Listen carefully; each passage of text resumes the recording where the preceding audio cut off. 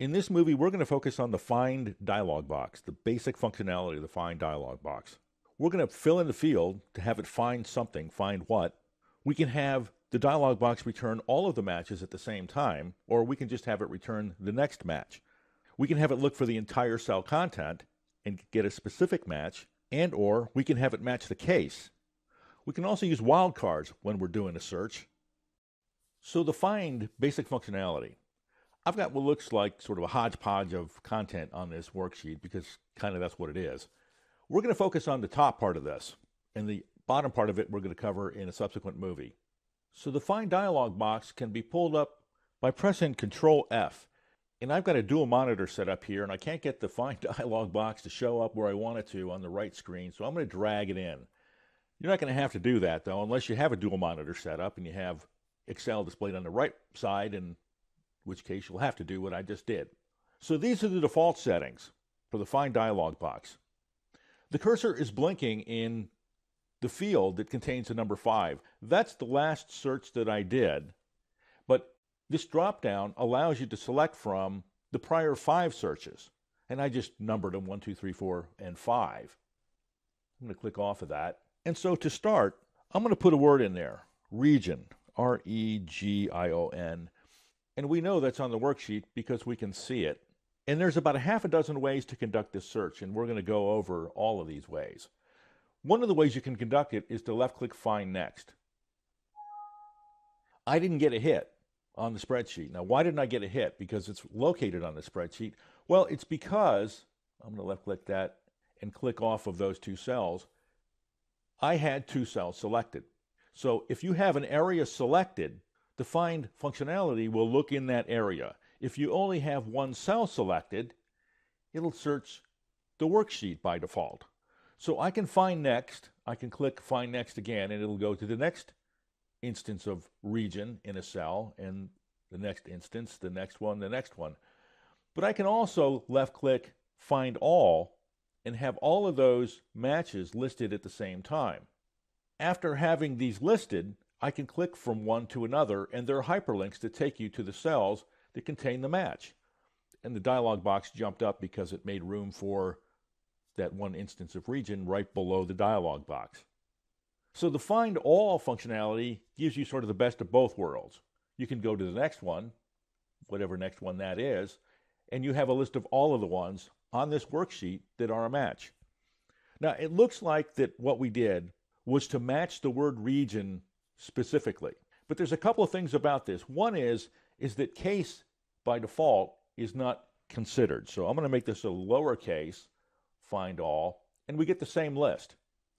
The second thing is that it's really not matching the specific content in the cell. It's looking for this text string within the cell, and if it finds it, it's a match.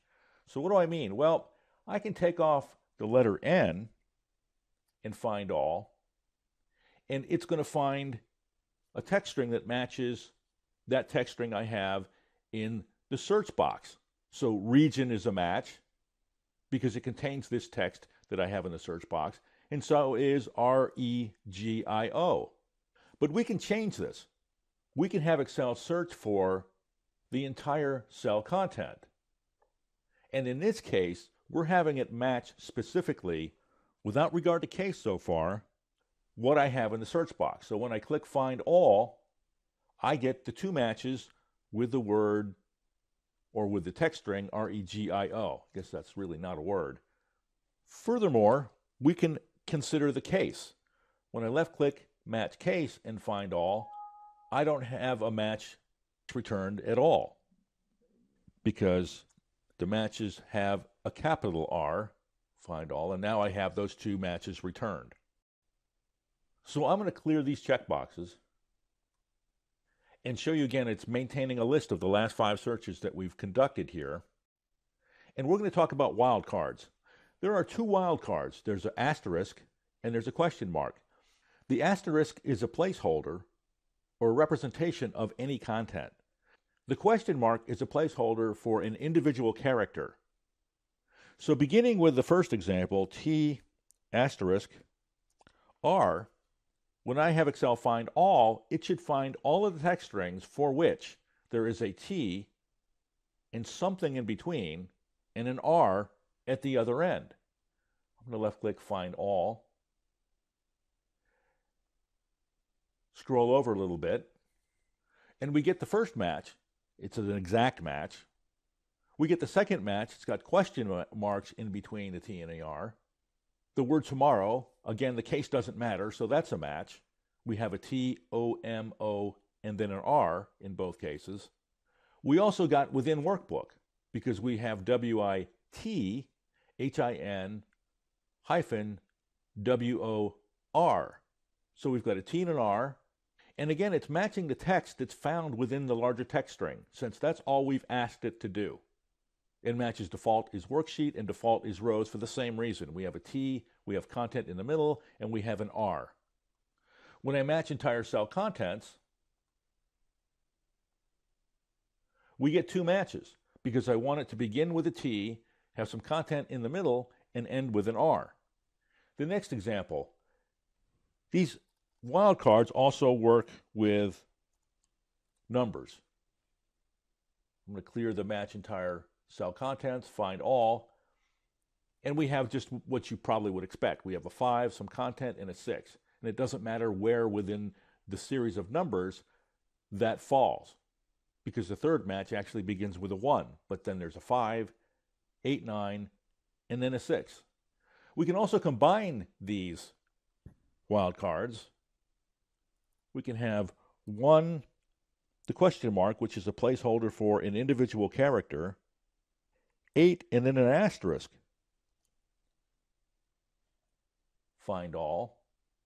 And our match is 1, followed by a 5, the individual character, followed by the 8, and then followed by any content. We can accumulate those individual characters so that we have a T followed by 1, 2, 3, 4 characters, followed by an R. Find all. And we can do the same thing with numbers. 5, 3 characters, 6, find all, and we get a couple of matches. So that's the basic functionality of the Find dialog box. We looked at filling the search field with some content and having Excel find and return matches for that content in the cells within the default scope of the search, which is either 1, determined by the cells you selected on the worksheet, or 2, if you've only selected one cell, it'll search through the entire worksheet. It matches the text string in the Find What field without regard to where that text falls in the cell. And you can find all of the matches, or you can just find the next match. You can tweak the search functionality to have it match the entire cell contents, in which case it'll match the exact text string you put in the search field. You can also have it match case, because by default, the case is not considered.